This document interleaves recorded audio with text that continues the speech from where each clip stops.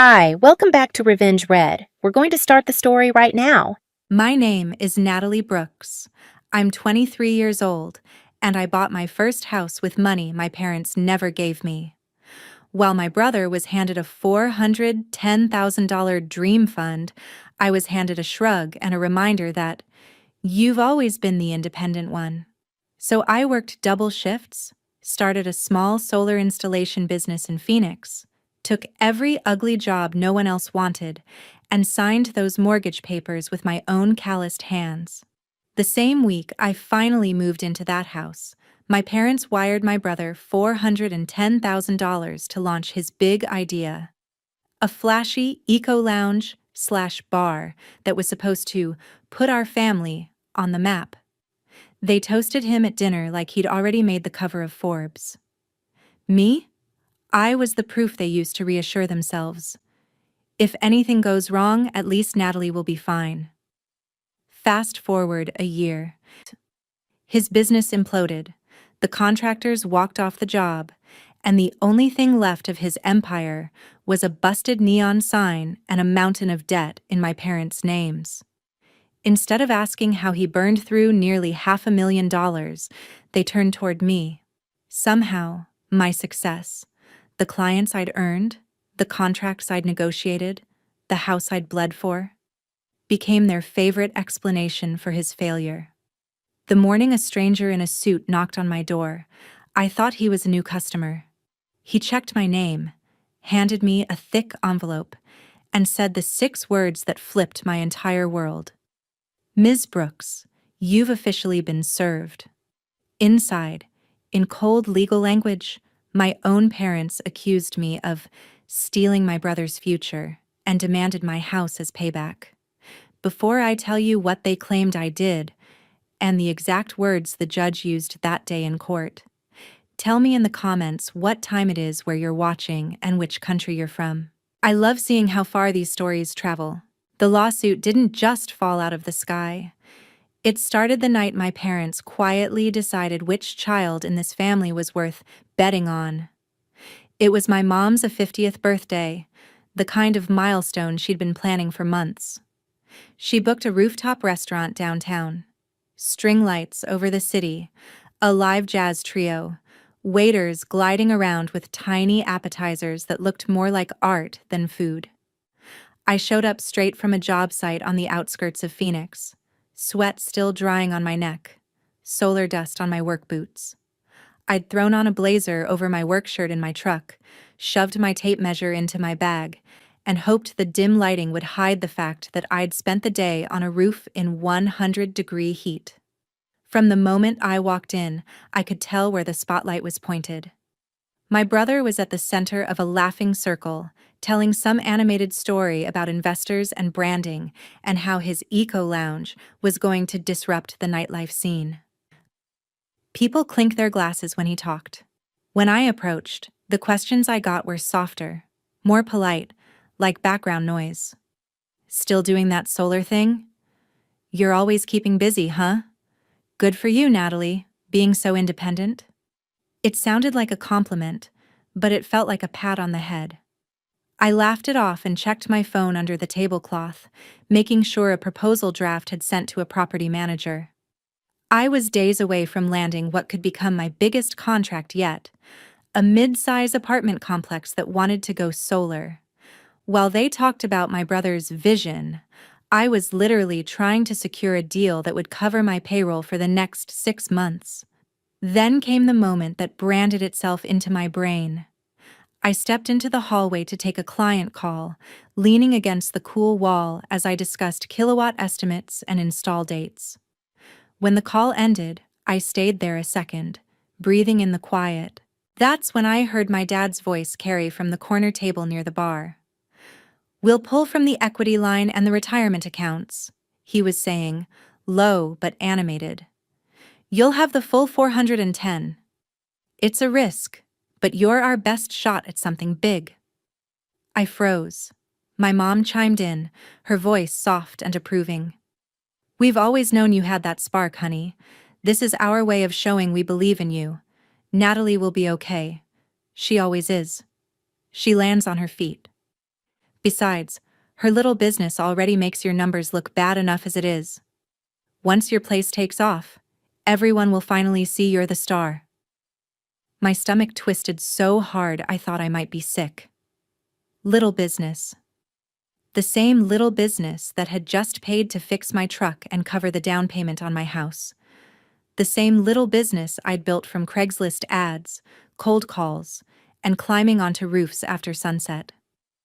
In that conversation, I wasn't their daughter. I was a problem to be managed. The overperforming curve breaker in a class where they'd already decided who needed the extra credit. I peeked around the corner and saw them. My dad leaning in, hand on my brother's shoulder.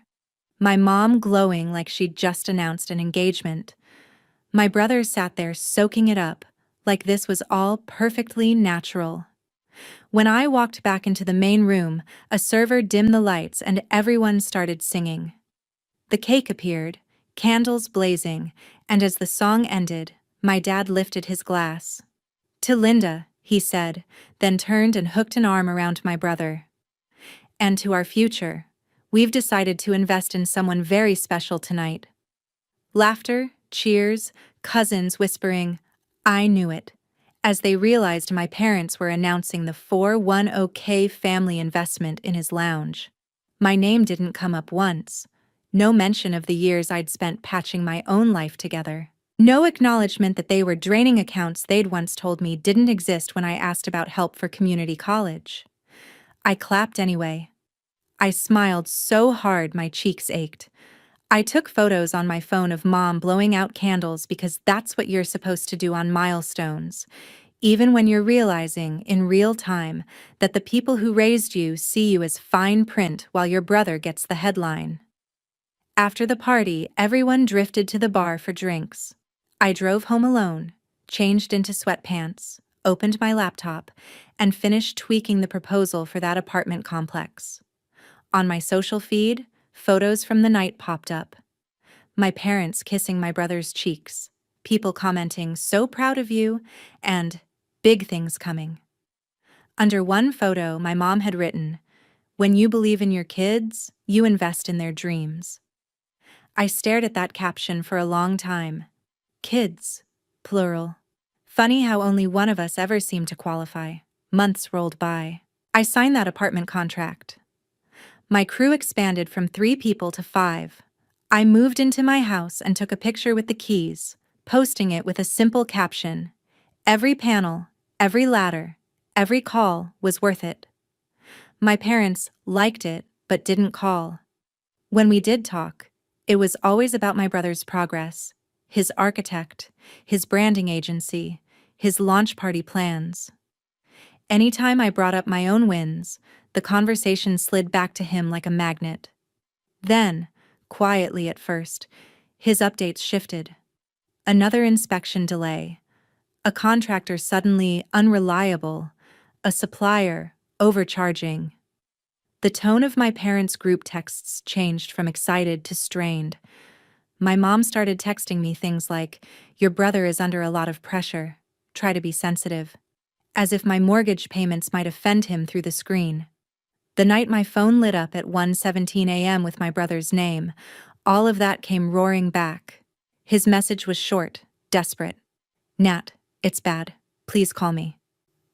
I lay there in the dark, staring at those words, remembering my mom's voice in that hallway. "Once your place takes off, everyone will finally see you're the star."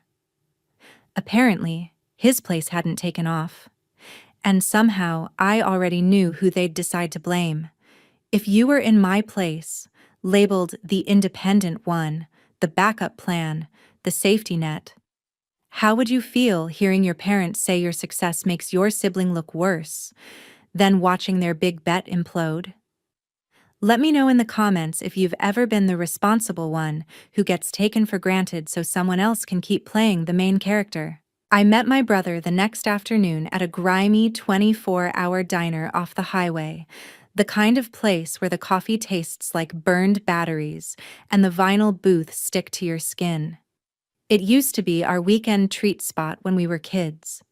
Back then, we'd split pancakes while our parents argued over the bill, promising each other that one day we'd both get out and do better. Seeing him there now, hunched over a chipped mug, felt like some cruel rerun. He looked nothing like the confident guy from my mom's birthday photos. His shirt was wrinkled, his eyes had that wild, sleepless shine, and his leg bounced under the table like it was trying to escape. "I'm tapped out, Nat," he blurted before I even sat down. "The contractors walked, the investors pulled out, and the landlord wants 3 months' rent by Friday or I'm locked out. Mom and Dad are freaking out." I listened as he described how the investors were really just our parents and a couple from church. How he'd ignored timelines, over-ordered furniture, turned down a boring but stable co-management deal because he wanted full control. How he'd assumed the money would keep coming. "I thought you'd understand," he said, voice sharpening.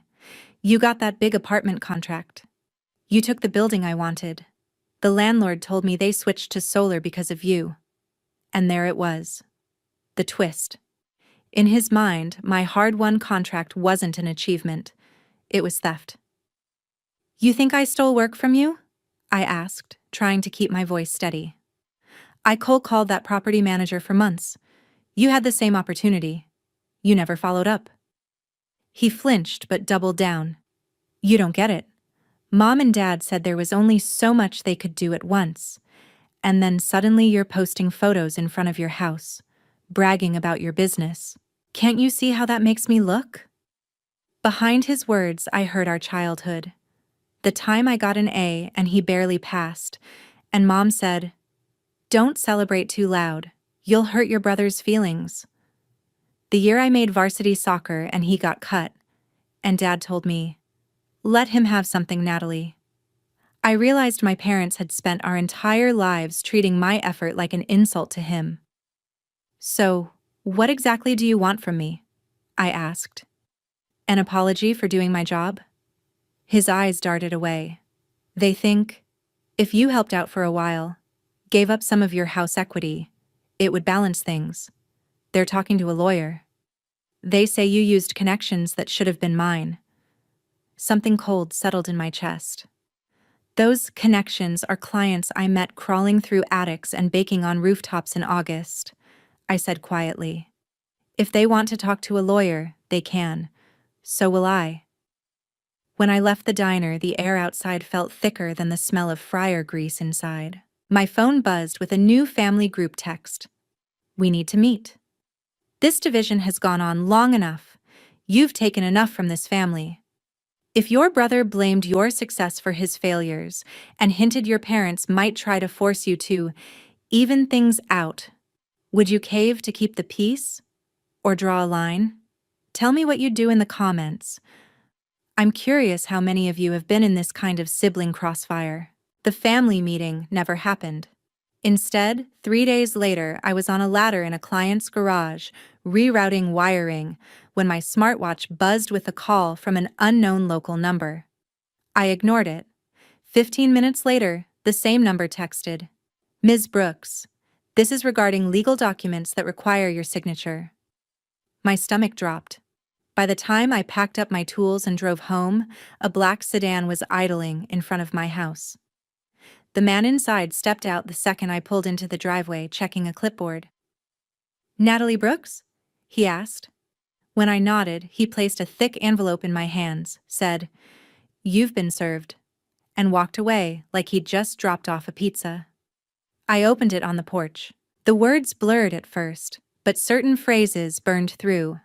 Tortious interference with prospective economic advantage, intentional infliction of emotional distress, unjust enrichment, and then the demand, transfer of partial ownership of my home and a chunk of my business profits to restore equity to my brother. My parents' signatures were at the bottom. They claimed that my aggressive marketing had scared away potential investors from his lounge, that I'd leveraged insider knowledge from them to undercut his deals, that my public celebration of my success had humiliated him and contributed to his collapse. According to them, my entire life had become a weapon pointed at their son. That night, I called my best friend, Zoe Miller. They turned my house into a bargaining chip, I said, pacing my kitchen. They're literally arguing I owe my brother because I made them look bad by not failing. Zoe was silent for a beat, then said, Okay, first you breathe. First you, second, you don't answer them directly. Third, we find you a shark in a suit. That's how I ended up across a polished conference table from attorney Daniel Reed, a calm man with tired eyes and a legal pad full of bullet points. He read the complaint twice, then looked up at me. I've seen messy family cases, he said, but this is creative. They're trying to twist your independence into a legal obligation. The good news? Creativity doesn't equal legitimacy. The bad news?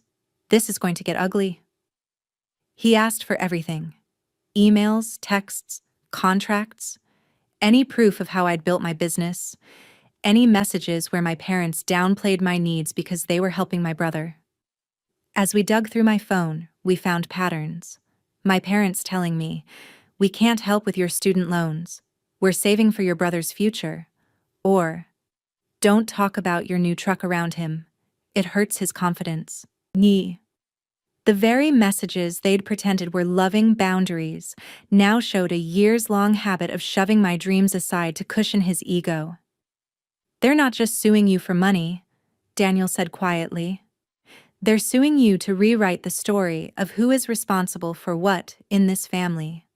For days, I oscillated between rage and numbness. Neighbors started acting strange.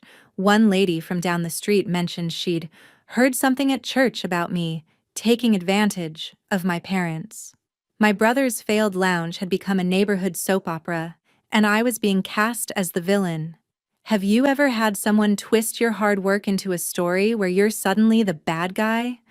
It's terrifying how fast people will believe a tidy narrative over a complicated truth. Preparing for the trial felt like cramming for an exam where the questions were your entire life, and the people grading you already preferred someone else. My evenings turned into a montage no one would ever see on Instagram. Highlighters bleeding over stacks of bank statements, my laptop screen filled with spreadsheets, late-night Zoom calls with Daniel and his paralegal, sticky notes covering my dining table like confetti from a party I'd never been invited to. During the day, I still ran my business. I crawled through attics, met with property managers, and smiled at clients who had no idea that, in a few months, a judge could decide whether I got to keep the roof over my own head. At night, I replayed every conversation with my parents, wondering if I'd missed a warning sign that they were capable of this. One evening, Zoe dropped a worn cardboard box onto my table. "Found this in my mom's garage," she said. Inside were old school awards, team photos, and a journal I'd forgotten I kept in high school. Flipping through it, I found a page where 16-year-old me had written after winning a scholarship. Mom said not to post about it because Ethan got waitlisted everywhere. She said, "Let him have his moment, you'll be fine anyway." I sat there staring at the crooked handwriting, realizing this lawsuit wasn't a sudden betrayal. It was the logical endpoint of a story I'd been cast in my whole life, the dependable daughter whose needs could always be postponed, whose achievements had to be muted so her brother wouldn't feel small. We added those journal pages to the file. Daniel's strategy was simple but brutal. Show the court, step by step, that my success came from my own labor, that my parents had consistently refused to support me financially, and that blaming me for my brother's business collapse was like blaming the sun for melting an ice cube they left on the sidewalk. He subpoenaed the bank that handled the 410K transfer, the contractor who'd walked off my brother's project, and even the landlord of the failed lounge, who had a folder full of unpaid invoices and broken promises. "They're going to try to paint you as cold, ungrateful, obsessed with money," Daniel warned. "So we lean into facts. Let them perform feelings. We'll present math." Still, the nights before the hearing, doubt gnawed at me. What if the judge saw me the way my parents did? What if years of being told I was fine on my own had somehow made me blind to some invisible obligation I had missed? I lay awake, watching shadows crawl across my ceiling, wondering if I should have just given them a check to make this all go away. If you were facing the possibility of losing your home because your parents couldn't accept that their favorite child failed, would you fight in court or pay to keep the peace? Be honest. A lot of us are taught from childhood that family harmony is worth any price. The courthouse smelled like old paper and anxiety. On the morning of the hearing, I sat outside the courtroom with Daniel, clutching a folder I'd memorized but brought anyway, like a shield made of paper. Through the glass doors, I could see my parents sitting with their attorney. My mom's hair was perfectly done, my dad's jaw set in that righteous victim expression I knew too well. My brother sat between them, staring at his phone as if this were just another boring meeting. When the clerk finally called our case, my legs felt like they were made of static. Inside, the courtroom was smaller than I'd imagined, just rows of benches, a raised bench for the judge, and a jury box half full of people who'd probably expected car accidents and landlord disputes, not a family drama about solar panels and a failed lounge. My parents' lawyer went first. He painted a picture of a self-made daughter who, in his words, forgot the hands that fed her. He talked about how my parents sacrificed their retirement to support their son's entrepreneurial dreams, only to watch me undermine those dreams by siphoning away community goodwill and investment opportunities. He held up screenshots of my business Instagram, the post of me signing my mortgage papers, a photo of my team in front of a newly completed job, and twisted them into a story about arrogance and insensitivity. I felt my face burn as he read a caption aloud. 3 years ago, this was just a sketch in a notebook. Today, it's my full-time reality. He looked at the jury as if I'd confessed to a crime. Then it was Daniel's turn. He didn't raise his voice. He simply started pulling bricks out of their story. He showed my tax returns from the years I'd worked 2 jobs to pay off student loans. He presented emails where my parents told me, "We wish we could help, but everything extra is going to your brother's future." Whoa. He displayed a timeline. The date my parents opened a home equity line of credit. The date the 410K hit my brother's account. The date I closed on my house using a completely separate lender and my own income. The jury watched as Daniel pointed out that my parents had never invested a single dollar in my business. Then came the witnesses.